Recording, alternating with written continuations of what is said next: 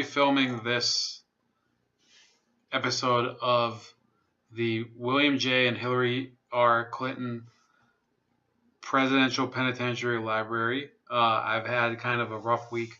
Not really into doing some live streams at the moment, just trying to relax. I actually just tried recording this, and basically the app I was using to do it didn't really record the audio, so I'm just going to use the camera. And I'm not crazy about the camera's angle, but what are you going to do? So back to the beginning. This is called Their Lives by Candice Jackson, and it's available on Amazon, or I put the Goodreads link because I guess it might be better if you buy it from Goodreads, because Amazon's kind of a bunch of douches.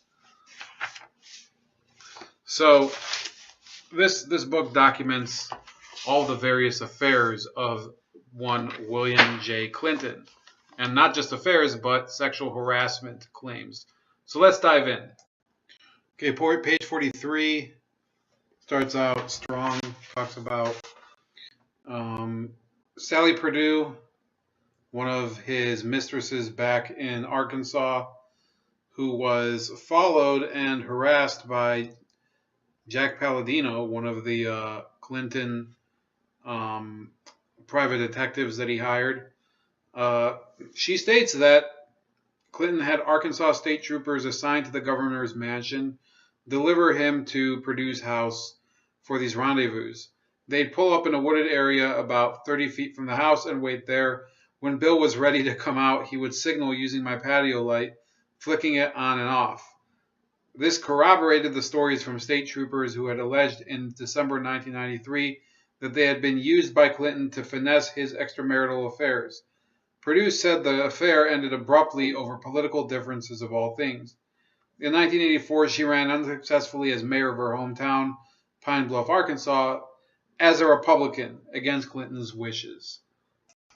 Okay, already in 1994, people were taking note that the American media was not taking the allegations against Bill Clinton very seriously, and that includes the British, one of the most famous British magazines, The Economist. It says,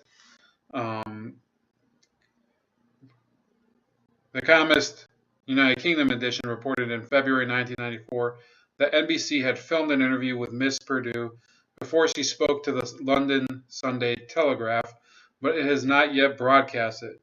Apparently, The Economist concluded the heavyweight American press has considered it beneath its dignity to carry the story. The London Sunday Times quoted a Newsweek reporter admitting that the press is willing to cut Clinton some slack because they like him and what he has to say. And then the Boston Globe said in March 1994 that it's not that the allegations of sexual misconduct are incredible. On the contrary, everybody believes the troopers, says one news magazine editor. Rather, it is because many male editors identify with Bill Clinton, who hasn't had trouble with his marriage, as Clinton, as candidate Clinton candidly confessed before entering the 1992 race. So imagine people saying that today, that Al Franken, I mean, or Roy Moore, who hasn't stared at a 16-year-old girl and wanted to flirt with her or whatever. That's the type of logic they're using here. That they're justifying this stuff based on their own personal experience or something. And that has been, in many ways, the pitfall of the press with Bill Clinton. They know that he's basically the same type of person as they would be if they were in a position of power. And they are in positions of power to a great extent. Okay, I just noticed this, but on the same page as the previous quote, it includes here that Sally Perdue rarely spoke up publicly after 1994. In 1996, author Roger Morris, not to be confused with political consultant Richard, a.k.a. Dick Morris, who worked with the Clintons starting in 1977 and also has written books about them, released a book called Partners in Power, The Clintons and Their America, citing Sally Perdue as one of several people willing to admit she had seen Clinton using cocaine. Morris, an experienced political biographer and a liberal known for his books on Richard Nixon, Alexander Haig, and Henry Kissinger, wrote that Clinton's biological father and his stepfather had been notorious womanizers, and their behavior was tolerated by Clinton's mother. As Clinton rose to power in Arkansas state politics, Morris reports, Clinton's own womanizing went from bad to worse, and Morris accused Washington's culture of complicity, including major media and Beltway insiders, of slowing off evidence that Clinton had physically and verbally abused women. In an article published by the Toronto Sun in July 1996, apparently American media wouldn't publish him on this topic, Roger Morris revealed more details of Sally Perdue's breakup with Hillary Clinton. When she told him she was thinking of running for mayor of Pine Bluff, Clinton bristled. You'd better not run for mayor, he warned her, and the relationship ended in an angry argument. He was clearly upset that she had crossed the line. Perdue remembered a good old boy, as she recalled him. He had wanted a good little girl as an intimate. I don't think he really wanted me to be an independent thinker at that point. Now, does that sound very feminist and forward-thinking to you? Okay, then on the next page, it talks about how even the National Organization of Women had several chapters that spoke out against Bill Clinton and said, well, he's an abuser of women, he harasses them, he's not safe to be around. And it says, Mr. Clinton is an abuser of women. Is there anyone there to protect them? Can they report an assault safely, or will they and their families be threatened? International Business Daily cautioned, to be sure, there is no direct proof that Clinton or anyone working on his behalf bullied women. After running through the long list of women who have openly complained against Clinton or his cadre, IBD reached Sally Perdue's name and quoted Arkansas Democrat Gazette columnist Gene Lyons as saying, Sally Perdue's a nut. I wouldn't believe anything she says. The following year, Lyons co-authored a book purporting to uncover the right-wing plot to sabotage Clinton's career. The nuts or sluts smear tactic, as the National Organization for Women eventually called it, proved useful against many women. Well, nowadays the same tactic that Bill Clinton used is used by, alleged sexual offenders of both parties. It's the same tactic that the Moore campaign used against his accusers. It's the same tactic that Al Franken defenders have used against his accusers. It's the same tactic that some people have used against Harvey Weinstein's accusers, who's not exactly a politician. Well, you see what I'm saying, that a lot of this crap was, I don't know if it's pioneered, but it was certainly preceded by Bill Clinton's behavior in those during those 1990s sex scandals. Okay, and on December 7th, 2017, Gene Lyons apparently said a similar thing. He called Sally Perdue a nut back in 1996. He also called some of Al Franken's accusers nuts on that day in 2017. So this is a guy, as long as it's a Democrat, false accusation, it's a bunch of Republican lies. I've thought about asking for an interview with Gene Lyons. I'm not set on whether I want to even try, because why even, this is a guy, I've kind of been following his stuff, kind of a hyper-partisan journalist, if you ask me. Page 50, you have this story about Betsy Wright, very famous story where she forced William Jefferson Clinton, Bill Clinton, to sit down and write down all of his mistresses and people that he'd had flings with. And it says, for years, she told her friends later, she had been covering up for him. She was convinced that some straight troopers were soliciting women for him, and he for them, she said. Sometimes when Clinton was on the road, Wright would call his room in the middle of the night and no one would answer. She hated that part of him, but felt that the other sides of him overshadowed his personal weaknesses. So we already know that these state troopers were used to guard Clinton. They were used to find women for him. She may have believed that he was also trying to find women for her. Now, if that were to be proven, that would be a whole new avenue of stupidity. A governor trying to find loose women for state troopers working for him. Doesn't that sound a bit fucked up to you? Okay, the next woman who's the topic of conversation is Jennifer Flowers, who had a long, long affair, about 12 years with President Clinton. And it says, they'd already started the affair, I believe, a few years earlier, but it said when she returned to Little Rock in the mid 1980s, she moved into the Quapaw Tower at his request. He was now governor and told her he had aides living in that building, so it would make it easier for him to pursue their relationship. Per Bill's request, she communicated with him through government employees who could be trusted to keep everything discreet.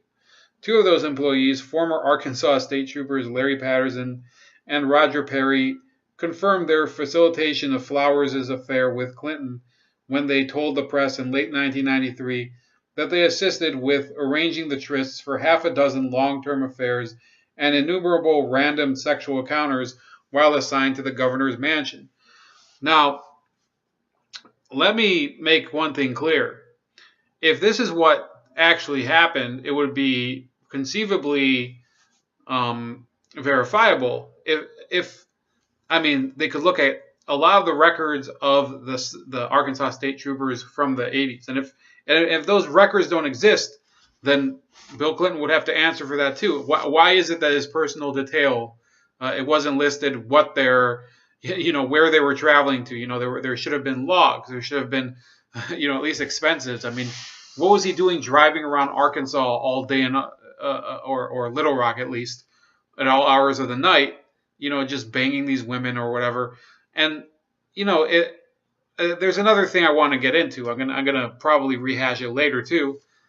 With all this bullshit right now about the FBI and Donald Trump and you should trust these professionals of the FBI. Well, in the 90s you had these Arkansas State Troopers. Now I get it. Arkansas is not exactly the greatest paragon of quality or something, but Bill Clinton came out of Arkansas, and what were we supposed to say? The word of Arkansas police officers is worthless. I mean, these were two troopers, who confessed to it, and there have been other people, Secret Service people, and FBI people who have testified in the past to these things that the Clintons have done. So why the double standard there? On page 71, it says that he dedicated a state employee to placing Flowers in a job after her name was connected with Clinton through the Larry Nichols lawsuit. Larry Nichols was a state employee who sued the Clinton governor's office in, I think it was 1991, for wrongful termination. A review board finds her later hiring was in violation of many state standards. And it says, even before over here. With no love and no money, her singer career wasn't doing so well. Flowers began calling on Clinton to find a state job. She contacted him requesting employment at least once by phone in September 1990 and at least once by letter in February 1991. Clinton put an aide in charge of helping Flowers out, and she was finally offered a job as an administrative assistant with the State Unemployment Review Agency, paying about $17,000 per year in June 1991, just years before Clinton declared his presidential candidacy. Clinton appointee Don Barnes, head of the Arkansas Board of Review and Flowers' supervisor, said Flowers was hired based on merit pursuant to state guidelines. So then it goes on to describe this lawsuit that another person who did not get the job filed, and then she won. And basically what this amounts to is the governor of a state using his position to find a state job for a mistress. And that's what happened. And the unfortunate truth is, once he's elected president, it doesn't matter, because that's something that happened while he was governor. It's questionable how they could impeach him as president for abusing his office while he was governor. I really don't know if they could do that, but yeah, it's fucked up what he did. On page 73, Clinton denied having an affair to the tabloids, and the press. He claimed that there's no evidence, no photographs. That was his main brag. Later emerged that there was a lot of tapes of him, or a long tape of him speaking with Jennifer Flowers on the phone, which is what we talk about on page 78.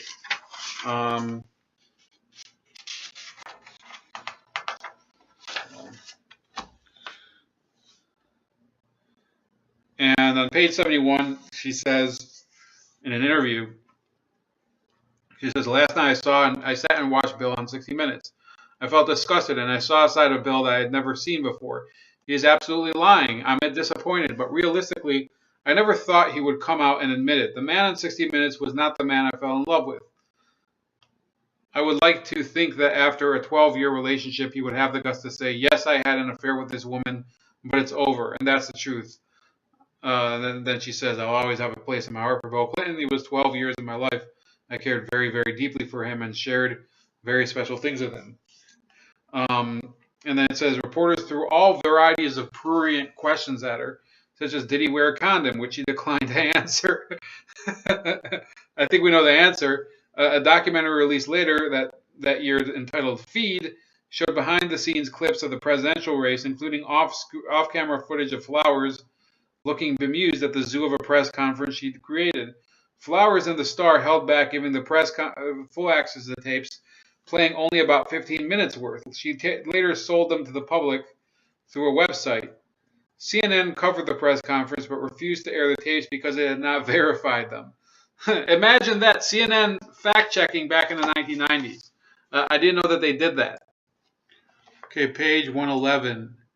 We're talking about Paula Jones, who is famous for having been allegedly sexually harassed by Clinton at a hotel in Arkansas in, I think it was 1991. And the press famously labeled her a right-wing nut because she talked to the National Review. And it says here, Jones' lawyer, Danny Traylor, was upset when he learned what channels Paula and Steve, her husband, had been talking through, and when he called her from Little Rock, she cried and apologized. But the damage had already been done. Paula Jones would be branded a right-wing tool for the duration of her fight to hold Clinton responsible for his actions. Now, I've heard a number of interviews with Paula Jones. I don't think she's like incredibly smart, but she's not like a total bimbo. And she openly says that, first of all, her lawyer initially, when she filed the suit, was a Democrat. Arkansas at the time was largely a Democratic state. It was not it was not because of the Republican Party that all this crap about Clinton came out. In fact, if you wanted to go down that road, I'd like to have you ponder this. A lot of these Democratic partisans are now saying, well, it's because of the Republicans who researched against Donald Trump, that the Fusion GPS Russia dossier was created. And therefore they say, well, if the Republicans also were researching this, then there must have been something there.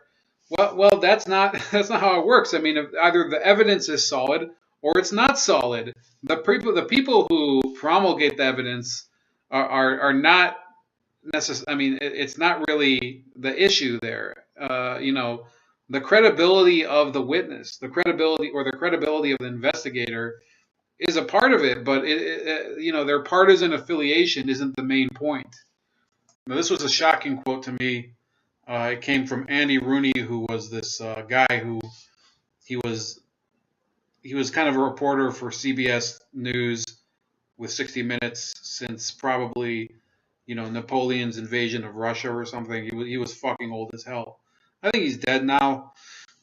But he says here, after Paula Jones sold, she made a deal to pose nude for Penthouse. It says, I went to a library that keeps copies of dirty magazines like Penthouse under lock and key. I was able to look at the issue featuring Miss Jones. She may be the most unattractive woman ever to voluntarily take her clothes off in front of a camera. In her old age, Helen of Troy was said to have looked at herself in the mirror and wondered why ever she had been twice carried off. If Paula Jones looked at herself in Penthouse, she must wonder if any jury is ever going to believe that Clinton was sexually attracted to her. Now, could a reporter get away with saying that today? I don't think so. But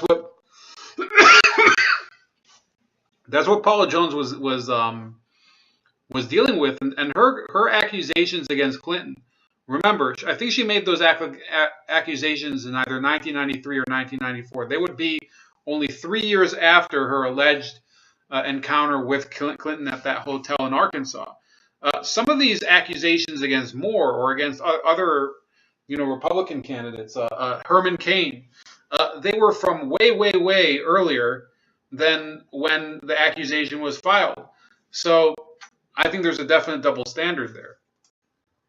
So then there's another article that was in 1997 by Stuart Taylor, a liberal lawyer in American Lawyer magazine, where he wrote a 15,000-word article seemingly validating Paula Jones' account.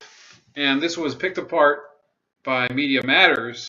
They went on later. There's an article. I think I'll just post a link where they basically try to discredit Taylor when he criticized not Paula Jones, but Sonia Sotomayor when she was candidate for the Supreme Court by saying, "Oh, well, he also thought that Paula Jones' accusation was credible when it wasn't."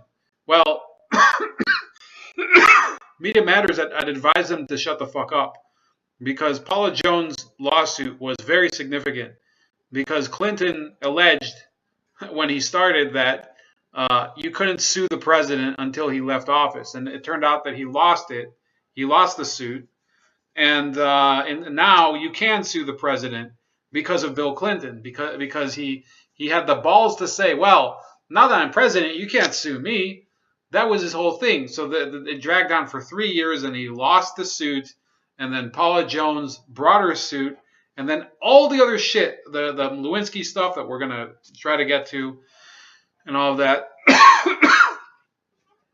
All of that is because of Bill Clinton's pig-headed retardedness and not realizing that, yeah, as president of the United States, you can be sued. The next issue here is page 167. It says here, it says Clinton ex-private eye, Jared Stern, states that he found Kathleen Willey's groping account credible. It says Stern expresses nothing but praise and sympathy for Willey for taking the high road throughout this ordeal. He couldn't help but believe her in her interview with 60 Minutes. And opines of Clinton, he's good looking with some power. It's a joke to think he didn't do what Willey and others claim he did. Stern met Willey at her home once for an interview with Chris Wallace, who then worked for ABC News. This joint interview with Willey and Stern never aired. ABC News senior investigative producer Chris Vlasto told me it had been scheduled to air September 12, 2001, but was preempted by coverage of the terrorist attack of 9/11. I mean, there's nothing you can do about that, but eventually it should have aired. Stern says Willey's first comment to him when he entered the room was, "I don't know whether to kiss him or smack him," which Stern found charming. "She's an attractive, smart, quality woman," he says, "but look at where she is," referring to her years of unemployment and scrutiny due to involvement in a Clinton scandal. Though his direct involvement with opposition research on Willey began after her deposition, he admits that based on his experiences, he has no trouble believing her accounts of being threatened by thugs and intimidated prior to her deposition. So you see, even one of Clinton's own private detectives basically believed Kathleen Willey's account, where she said that he groped her while she was working in the White House when she was at the Oval Office study room. Then on page 170, you have Anita Hill, famous for the Clarence Thomas hearings, and it says, "The president issued a very flat denial about Willey's accusation, and I really believe in the president." California Senators Barbara Boxer and Dianne Feinstein, both of whom entered the Senate in the year of the woman 1992, in part due to the fallout from the Anita Hill Clarence Thomas hearings remained circumspect. Senator Feinstein even attempted to differentiate between Anita Hill and Kathleen Willey. One involves the President of the United States, involves his word. She insisted the word of the President is a very important thing, as opposed to the word of a man who is only a Supreme Court justice. Anita Hill, and by the way, they've never proved that Clarence Thomas lied about anything. So then it says Anita Hill herself implied that Willey had no business coming forward at all. There was no comparison between her story and Willey's. Since Clinton had been twice elected by a voting public who knew of allegations of sexual misconduct, while Thomas was bound for a first-time lifetime appointment to the Supreme Court. Apparently, unless your goal is to arrest the career of your accused harasser, you have no reason to tell your story. Hill added that since Clinton is better on the bigger women's issues, nothing Willey had to say was so bad as to reject Clinton as president. So then, page 173, it says, so this is an interesting one.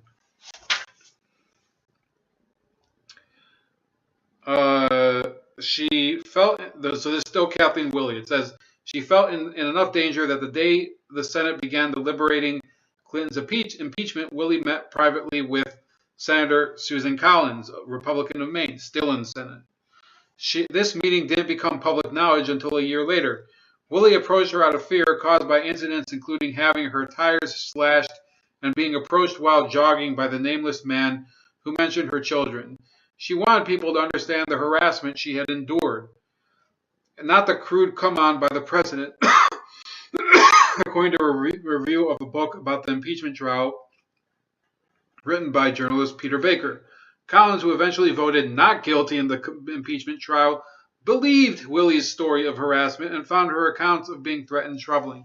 So this liberal Republican senator from Maine, she claims that she did believe the accuser, but she still voted not guilty. Now what the hell does that? I mean, maybe she said, well, it's not beyond a reasonable doubt or something. Well, I guess we have an issue here of people that don't have the courage to go with what they actually believe. That's on the Republicans. That's not on Bill Clinton. Bill Clinton did not make her acquit him. Page 200.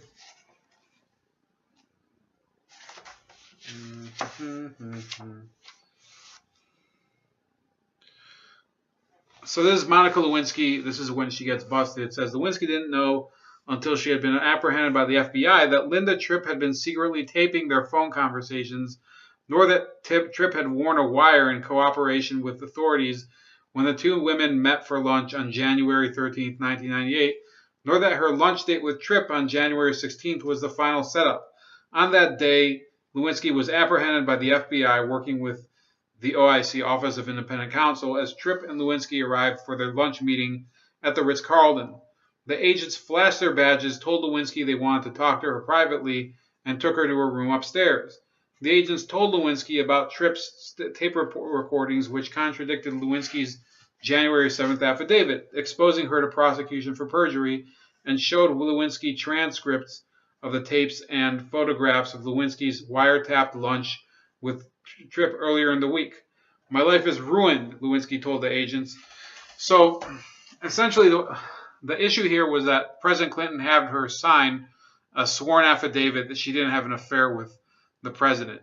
That obviously has come to light to have been a lie. So what that means is that President Clinton obstructed justice by telling people to lie under oath in order to cover his affairs. That's what it boils down to. That's why there was an impeachment trial for Bill Clinton. And there should have been other trials. You know, when you do stuff like that, it's not like you're stumbling around and being clumsy or something. This is deliberate intent. Then page 207, one last thing. It says,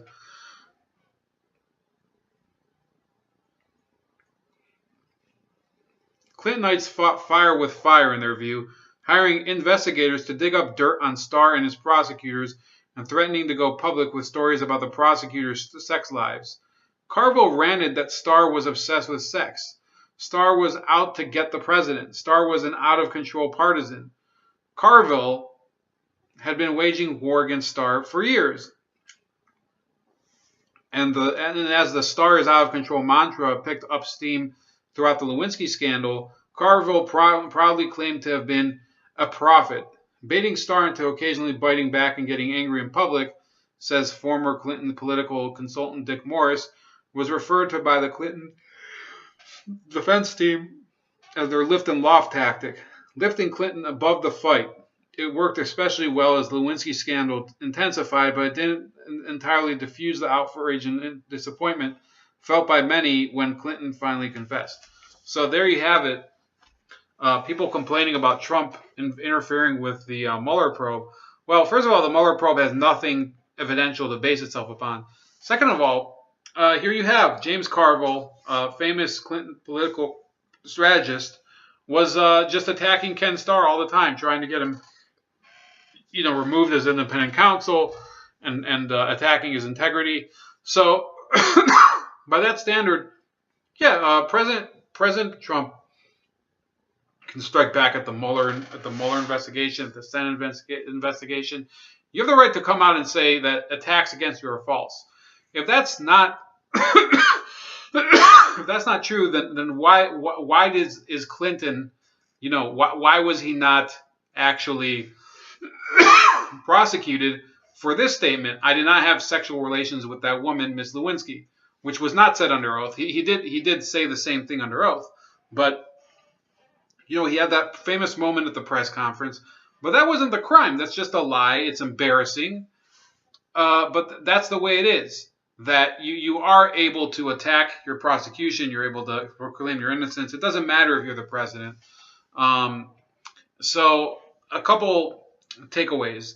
This Me Too moment, like many people have already said, but if you read this book, you'll probably understand it a little more in depth. The Me Too movement is a bunch of bullshit, because back in the 90s, the same Me Too people didn't give a shit about anybody. They were all about keeping the president in power. It didn't even matter who was left in his wake.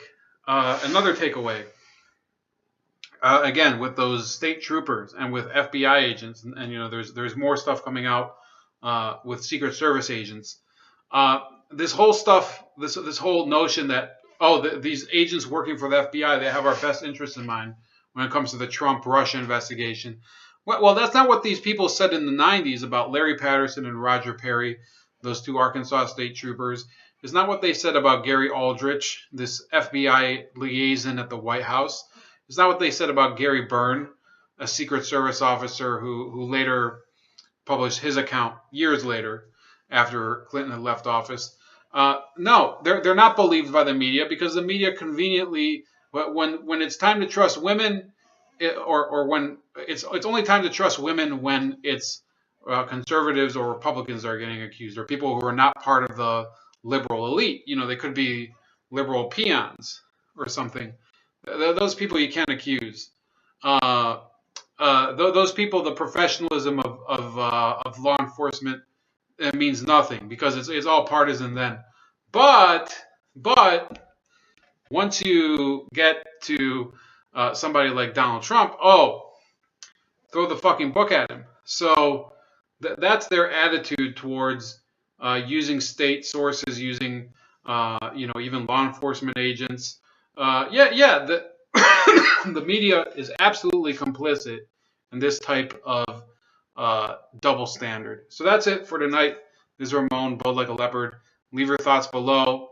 I do suggest this book. I think I'm only going to give it 3 slick willies. It wasn't terribly greatly written, but other than that, it does contain a lot of useful information.